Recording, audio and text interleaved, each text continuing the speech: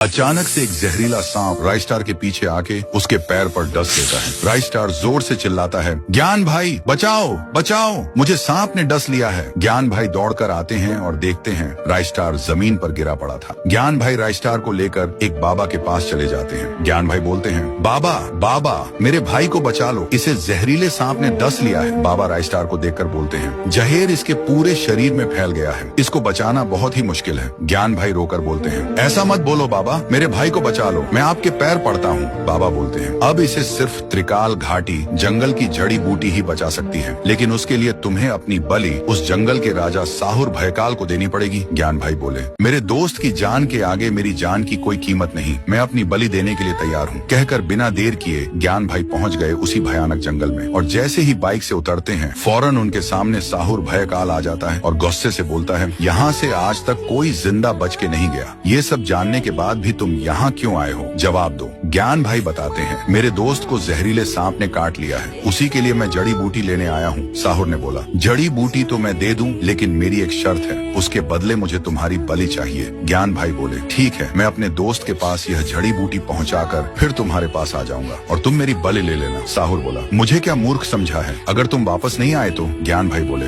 मैं तुमसे वादा करता हूँ, मैं अपने दोस्त को जड़ी बूटी देकर तुम्हारे पास जरूर आऊंगा। फिर साहुर उसे जाने देता है। उधर राइस्टार की हालत और भी बिगड़ती जा रही थी। तभी ज्ञान भाई बाइक से आते हैं और बाबा को जड़ी बूटी देकर बोलते हैं, बाबा जल्दी से मेरे दोस्त को ठीक कर दो। बाबा राइस्टार को जड़ी बूटी पिलाते हैं और राइस्टार को होश आता है। राइस्टार देखता है उसका दोस्त ज्ञान भाई उसके पास नहीं था। राइस्टार बाबा से पूछता है, बाबा मेरा दोस्त कहाँ है? बाबा बताते हैं, तुम्हारा दोस्त अपनी बलि देकर यह जड़ी बूटी लाया है। ये सुनकर राइस्टार टूट सा गया और फूट फूट कर रोने लगा। उधर ज्ञान भाई साहुर के पास जाकर बोलते हैं, साहुर मैं आ गया, अब तुम मेरी बलि ले लो। साहुर ज्ञान भाई की ईमानदारी देखकर बोलता है, मैं तुम्हारी ईमानदारी से खुश हुआ, जाओ मैंने तुम्हारी जान बख्श दी। उसके बाद ज्ञान भाई राइस्टार के पास गया। राइस्टार ज्ञान भाई को देख चौंक गया और बोला, ज्ञान भाई आप जिंदा हो, लेकिन बाबा तो बोल रहे थे आप मर गए हो। ज्ञान भाई हंसते हुए बोले, बहुत लंबी कहानी है, फिर कभी बताऊंगा।